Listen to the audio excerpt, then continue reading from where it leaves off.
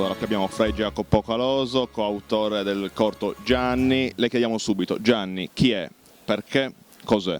La risposta più semplice sarebbe: Gianni è un nostro amico che ha partecipato a un cortometraggio che si chiama Gianni, però sarebbe una risposta molto deludente. Gianni è molto di più. Gianni è un uomo metà macchina, metà umano, metà cinema.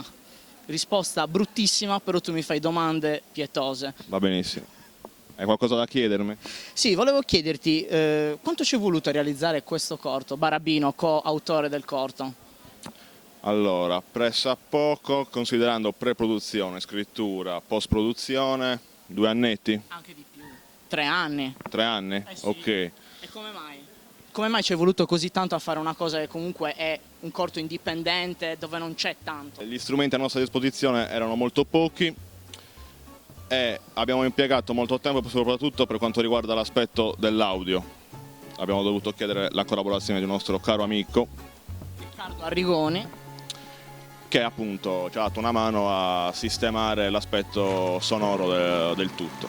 Questa circostanza si è rivelato molto importante, una cosa da non trascurare assolutamente.